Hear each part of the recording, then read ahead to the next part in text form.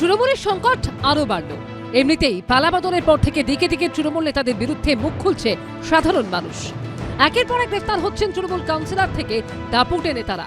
এসবের মধ্যেই গ্রেফতার করা হলো তৃণমূলের রাজ্য সহসভাপতি জয়প্রকাশ মজুমদারকে। অভিযোগ, সল্টলেক এই ব্লকে একটি ফ্ল্যাট জবরদখল করে রেখেছেন তৃণমূল নেতা জয়প্রকাশ মজুমদার। ফ্ল্যাটের মালিক সেটি ছাড়তে বললে তাকে শ্লীলতাহানি করা হয় বলে অভিযোগ। নিগৃহীতার অভিযোগের ভিত্তিতে বুধবার জয়প্রকাশ মজুমদারকে গ্রেফতার করে বিধাননগর উত্তর থানা।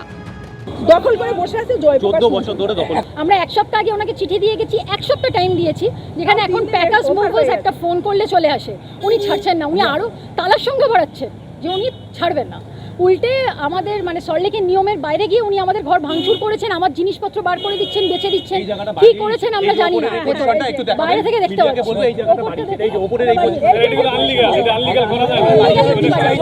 বিচার চাইছি, আমার মা যেন আজকে থেকে এই বাড়িতে থাকতে পারে। 14 বছর আগে ঘটনার সূত্রপাত।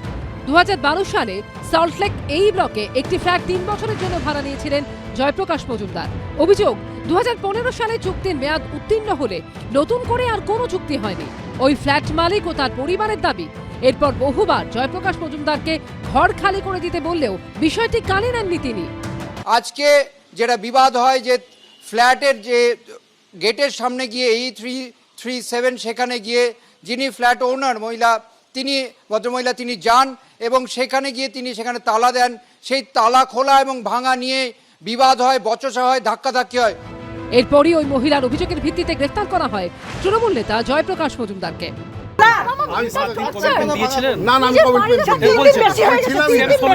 সল্টলেকের বুকে যখন এই কাণ্ড, তখন দক্ষিণ কলকাতার গড়ফায় তোলাবাজির অভিযোগে পুলিশের জালে কলকাতা পুরসভার তৃণমূল কাউন্সিলর অরিজিৎ দাস ঠাকুর ওরফে রানা, তার বিরুদ্ধে তোলাবাজি, খুনের হুমকি, জোর জবরদস্তি, টাকা আদায় সহ অনেক অভিযোগ রয়েছে। আমার থেকে 28 লক্ষ টাকা নিয়েছে, 28 লক্ষ টাকা নিয়েছে প্লাস একটা ফ্ল্যাট ডিমান্ড করেছে। আমাদেরকে রাতের পর রাত ঘুমোতে দেয়নি। রানার বাহিনী এসে আমাদের দরজায় নক করতে, কেন? ওই টাকা দিতে হবে। ধৃত তৃণমূল কাউন্সিলরকে লক্ষ্য করে ছোড়া হয় ডিম। 106 নম্বর ওয়ার্ডের কাউন্সিলর, তাকে কিন্তু রীতিমতো ডিম ছোড়া হয়। যে চিত্র দেখাচ্ছে কেন্দ্রীয় বাহিনীর জওয়ানরা এবং পুলিশ কিন্তু তাদেরকে ছত্রভঙ্গ করছে। গত 10 দিনে তোলাবাজি সহ একাধিক অভিযোগে এই নিয়ে গ্রেফতার করা হয়েছে কলকাতা পুরসভার তিন জন তৃণমূল কাউন্সিলরকে। এর মধ্যে 36 নম্বর ওয়ার্ডের কাউন্সিলর শচীন সিংকে বুধবার শিয়ালদা কোর্টে আনা হলে তাকে লক্ষ্য করে দেয়া হয় চোর স্লোগান, ছোড়া হয় ডিম।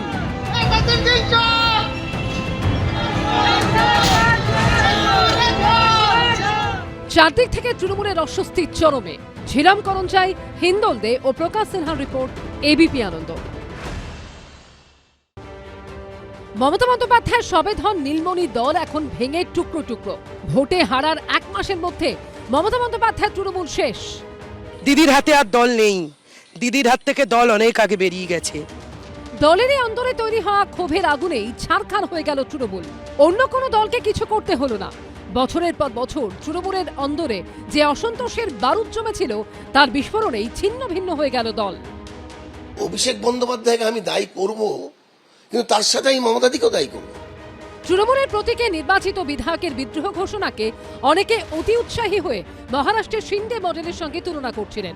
কিন্তু বিশেষজ্ঞরা বলছেন, এ রাজ্যের তৃণমূলের মধ্যে যা ঘটেছে তার সঙ্গে মহারাষ্ট্রের শিন্ডে মডেলের কোনো মিলই নেই। কারণ শিবসেনায় যখন বিদ্রোহ হয় তখন তারা মহারাষ্ট্রে ক্ষমতায়। শিবসেনায় ভাঙনের ফলে সে রাজ্যে ক্ষমতার পালাবদল হয়েছিল। একনাথ শিন্ডের বিদ্রোহে মহারাষ্ট্রে বিজেপির লাভ হয়েছিল।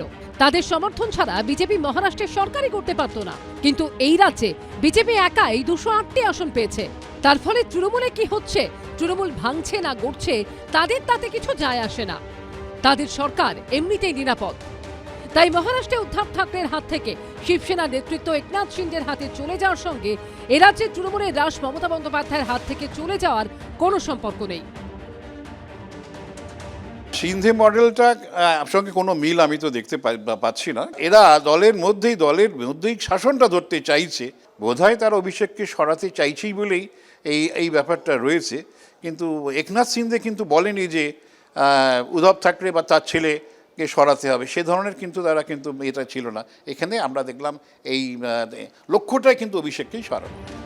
2022 সালে একনাথ শিন্ডের নেতৃত্বে উদ্ধব ঠাকরের বিরুদ্ধে বিদ্রোহ ঘোষণা করেছিলেন শিবসেনার 29 জন বিধায়ক। সংখ্যা হারিয়ে ক্ষমতাচ্যুত হয় উদ্ধব ঠাকরের সরকার।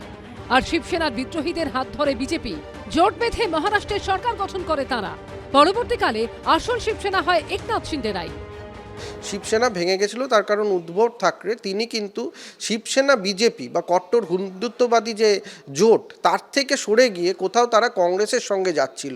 এই যে আদর্শগত বিচ্যুতি সেই প্রশ্নটা শিন্ডে তুলেছিলেন এবং ভেঙে গেছিল শিবসেনা। পশ্চিমবঙ্গে আমরা দেখলাম খুব সহজভাবে তৃণমূল কংগ্রেসের মধ্যে প্রত্যেকের মনে নেতৃত্ব নিয়ে প্রশ্ন ছিল, যাদের মনে এই প্রশ্ন ছিল তারা সেটা আজকে সবার সামনে ব্যক্ত করেছে। ফলে এটা ক্ষমতার প্রশ্ন, নেতৃত্বের প্রশ্ন, কার হাতে তৃণমূল কংগ্রেসের রাশ থাকবে সেই প্রশ্ন। মমতা বন্দ্যোপাধ্যায়ের তৃণমূল এখন নিশ্চিহ্ন। মমতা বন্দ্যোপাধ্যায়ের রাজনৈতিক অস্তিত্বই এখন বিপন্ন। আর উল্টো দিকে গোটা বিষয়টি তাড়িয়ে তাড়িয়ে উপভোগ করছে বিজেপি। দীপক ঘোষ ও রাজীব চৌধুরী রিপোর্ট, এবিপি আনন্দ। এবিপি আনন্দ, এগিয়ে থাকে, এগিয়ে রাখে।